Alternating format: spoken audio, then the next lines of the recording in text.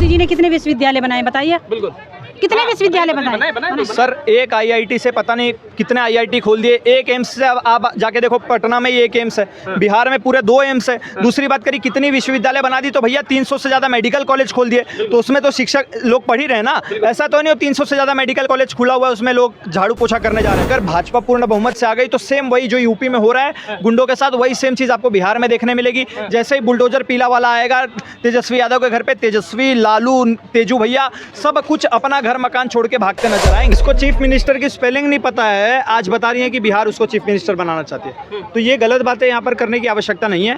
सबको पता है कि अगर नीतीश का राज चला गया और तेजस्वी का राज आया तो सिर्फ बच्चे की गुंडागर्दी, सिर्फ बच्चे का जंगल राज, लूटेंगे बैंक, मॉल, बहन बेटियों की इज्जत, जमीनें, यही सारी चीज़ें होंगी। कुछ उखाड़ तो पाते नहीं चुनाव में, सिर्फ ये उखाड़ते हैं कहाँ पे, सोशल मीडिया हैंडल पे, अपने ही कार्यालय में आरजेडी के। बाकी ग्राउंड लेवल पे जाओगे तो तेजस्वी को एक कुत्ता भी नहीं पूछ। नमस्कार, बहुत बहुत स्वागत है आपका हमारे चैनल पर। बिहार में बहुत ही जल्द चुनाव होने वाले हैं, सियासी रण फूका जा चुका है। राहुल गांधी हो, प्रधानमंत्री मोदी हो, रैलियां तो शुरू हो गई है, लेकिन बिहार की राजनीति पर लोगों की क्या राय है? कुछ लोग हमारे साथ जुड़े, पूछते हैं, बात करते हैं, क्या वो राय रखें। क्या नाम हो आपका?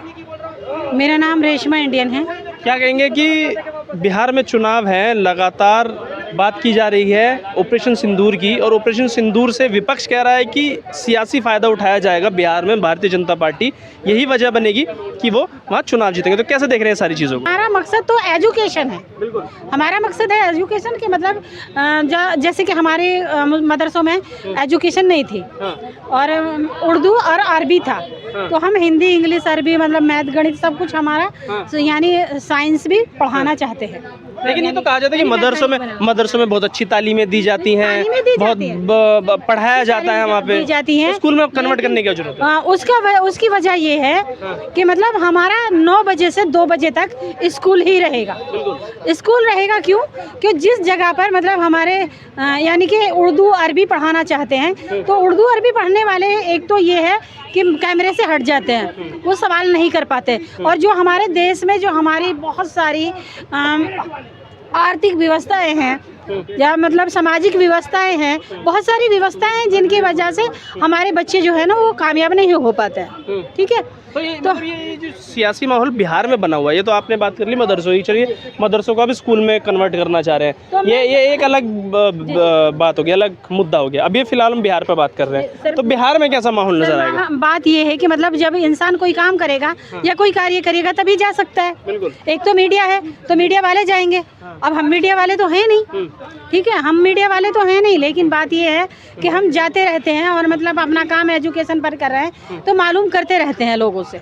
जैसे वहाँ के लोग हैं तो वहाँ के लोगों से हम मालूम करते रहते हैं। अच्छा। कि भाई तुम किसको चाहते हो, या मतलब किसने अच्छा काम किया है, किसने बुरा काम किया है, या तुम क्या करना चाहते हो, या आप किसको मतलब यहाँ का वो देखना चाहते हो। आप क्या चाहती है?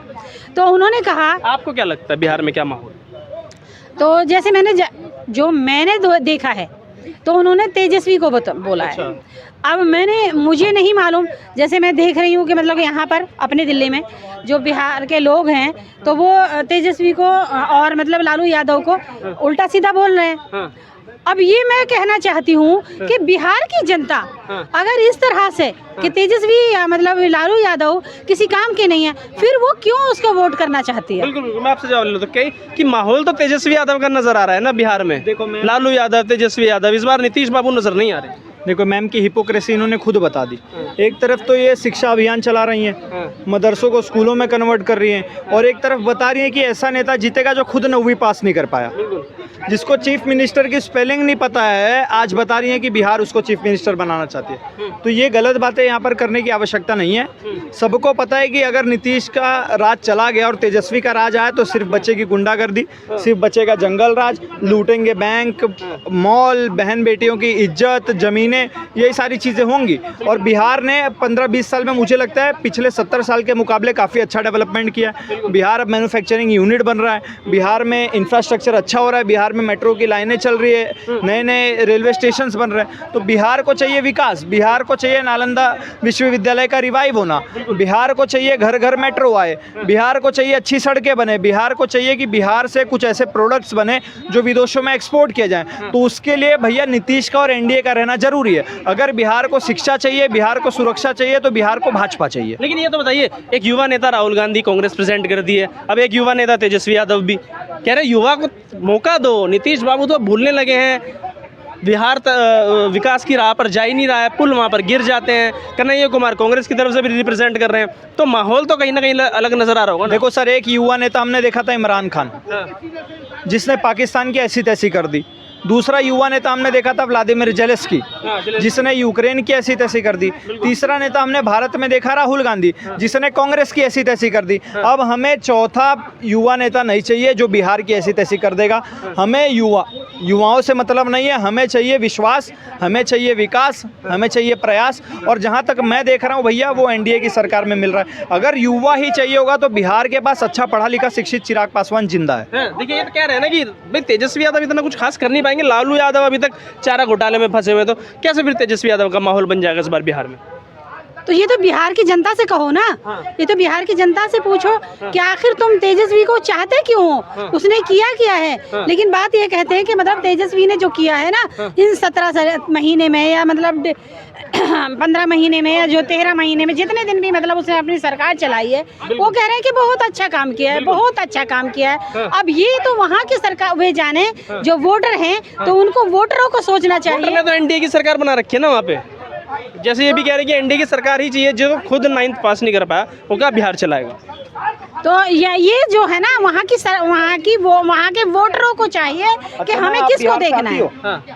आप बिहार से आते हो? मैं बिहार से तो जब आप बिहार से नहीं आते हो तो आपको बिहार के बारे में क्या पता है?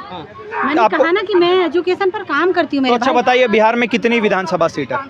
विधानसभा सीट तो मतलब ये कोई ऐसा छोटा सा बिहार तो है नहीं कि मतलब विधानसभा सीट है। मैम कुछ तो नंबर होगा, कितनी बिहार में कितनी विधानसभा सीट है? मतलब सारी विधानसभाओं को मैं तो गिनती जा रही हूँ क्या भाई? लेकिन आपको ये जरूर पता है कि तेजस्वी यादव ने अच्छा काम किया, वो भाई मुझे नहीं पता, कुछ महीनों की सरकार में नहीं रही हूँ, ठीक है ना। मैं वहाँ जाती आती हूँ, मेरा मकसद है सिर्फ जनता से बात करना। मेरा मकसद ये नहीं कि भाई तुम इसको वोट दो, तुम कांग्रेस को वोट दो, तुम बीजेपी को वोट दो, या मतलब तुम उसको तेजस्वी को वोट दो। अगर आप वोट नहीं दोगे तो आप किस हक से सरकार से डिमांड करोगे कि मुझे ये चीज़ चाहिए, मुझे ये जगह पे इम्प्रूवमेंट चाहिए, मुझे अपना ये काम करवाना? अगर तुम वोट ही नहीं दोगे तो तुम्हारा हक कहाँ से बनेगा कि तुम उनसे सवाल पूछो या उनसे मांग करो? जब चुनाव में वोट दोगे तभी तो मांग कर पाओगे।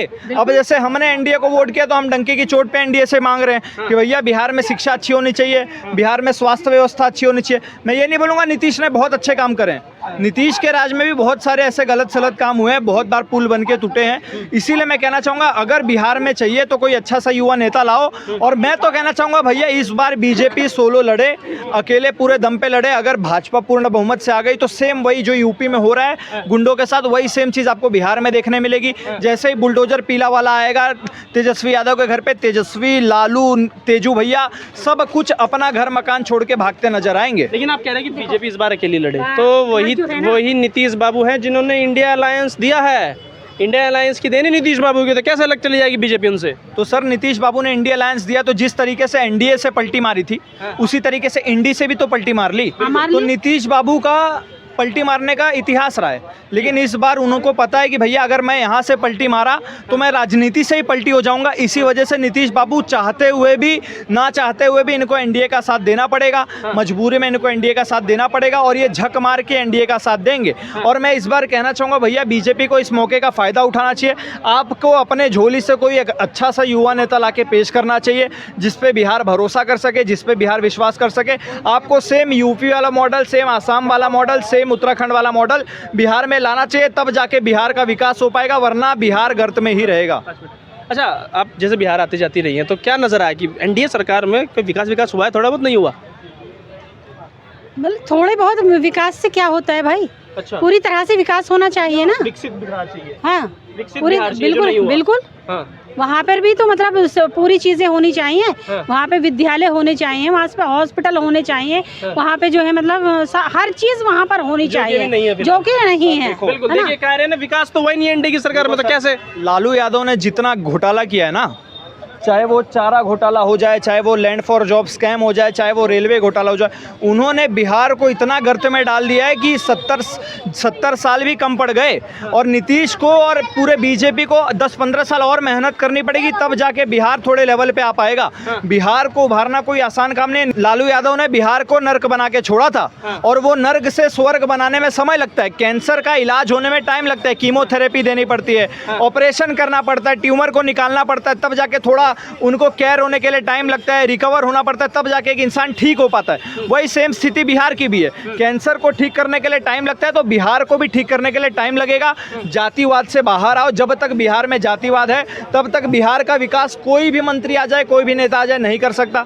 जिस दिन से बाहर कैसे आएंगे? तो जातिगत जनगणना की बात हो रही है, बिहार में तो हो भी गया है, और अब तो केंद्र में भी मोदी जी ने बोल दिया कि जातिगत जनगणना कराएंगे। देखो सर, बिहार का विकास का एकमात्र इलाज है बिहार का विकास, मतलब मोदी पे विश्वास। अगर आप मोदी पे विश्वास करोगे, बीजेपी पे विश्वास करोगे, पूर्ण बहुमत से भाजपा को जिताओगे, जिसमें बैसाखी की सरकार ना चले, तब जाके बिहार में कुछ विकास हो पाएगा। तब जाके बिहार में अवैध घुसपैठियों पर बुलडोजर चलेगा, तब जाके बिहार में गुंडों को जेल में डाला जाएगा, तब जाके बिहार में सुरक्षा सही होगी, शिक्षा सही होगी, स्वास्थ्य व्यवस्था सही होगी, तब जाके बिहार एक्चुअल मामले में विकसित बिहार कहलाएगा। अच्छा, लगता है मोदी जी पे विश्वास है कि वो कर पाएंगे वहाँ पे, अगर पूर्ण बहुमत की उनकी सरकार बन जाती है वहाँ? अब देखो, मतलब शिक्षा जो है ना, शिक्षा तो घटती जा रही है, बढ़ती नहीं जा रही। बिल्कुल। कहीं भी विश्वविद्यालय जो है ना, क्या मोदी जी ने कितने विश्वविद्यालय बनाए बताइए? बिल्कुल। कितने विश्वविद्यालय बनाए? सर, एक आईआईटी से पता नहीं कितने आईआईटी खोल दिए। एक एम्स से अब आप जाके देखो, पटना में ही एक एम्स है, बिहार में पूरे 2 एम्स है। दूसरी बात करी कितनी विश्वविद्यालय बना दी, तो भैया 300 से ज़्यादा मेडिकल कॉलेज खोल दिए, तो उसमें तो शिक्षक लोग पढ़ ही रहे हैं ना। ऐसा तो नहीं हो 300 से ज़्यादा मेडिकल कॉलेज खुला हुआ है, उसमें लोग झाड़ू पोछा करने जा रहे हैं। उसके बाद बिहार की देख लो, नालंदा विश्वविद्यालय को रिवाइव करने का काम भाजपा सरकार ने किया। तो शिक्षा पे और स्वास्थ्य पे अगर सबसे ज़्यादा कोई ध्यान दे रहा है, तो वो भाजपा की सरकार है। चाहे वो आयुष्मान योजना हो जाए, चाहे उज्ज्वला योजना हो जाए, चाहे नल से जल वाली योजना हो जाए, हर काम तो पूरे भारत में बीजेपी की सरकार करवा रही है। तो सिर्फ बोलने से काम नहीं होता, अगर आपको सवाल पूछना है तो आपको वोट देना पड़ेगा। जी बताइए। इन्होंने बताया ना, काफ़ी सारी योजनाएं चल रही हैं भाई, मेडिकल कॉलेज भी खुल रहे हैं, एम्स की भी संख्या बढ़ती जा रही है, एयरपोर्ट भी बढ़ते जा रहे हैं, तो विकास तो हो ही रहा है ना। तो बिहार में भी विकास होगा, मोदी जी पर भरोसा कीजिए। ये तो वहाँ की जनता से कहो ना, जब वो उसका वो नहीं कर रहे, तो फिर मोदी पे क्यों, मतलब मोदी जी पे, मतलब मोदी जी की तो वहाँ ज़्यादा वो नहीं हो रही, जो है मतलब उसका जो हो रहा है ना, नीतीश का, कि नीतीश का विरोध ज़्यादा है। नीतीश का विरोध ज्यादा है, मैं मोदी जी का विरोध नहीं कर रहे हूँ। भाई आपसे आखिरी सवाल कि क्या नीतीश का विरोध इस बार एनडीए को ले डूबेगा बिहार में? देखो सर, एनडीए का कहीं कुछ नहीं डूबने वाला, एनडीए का कहीं कुछ नहीं उखड़ने वाला। तेजस्वी यादव पिछले 10-12 साल से मैं देख रहा हूँ चिल्ला रहे हैं, कुछ उखाड़ तो पाते नहीं चुनाव में। सिर्फ ये उखाड़ते हैं कहाँ पे? सोशल मीडिया हैंडल पे, अपने ही कार्यालय में आरजेडी के। बाकी ग्राउंड लेवल पे जाओगे तो तेजस्वी को एक कुत्ता भी नहीं पूछ रहा। बिल्कुल। तो मतलब माहौल पूरा बिहार में, पूरा माहौल इस बार भी एनडीए सरकार आएगी। मैं तो दुआ करूंगा, मैं तो प्रार्थना करूंगा कि पूर्ण बहुमत से भाजपा की सरकार आए। ठीक है, बहुत बहुत शुक्रिया।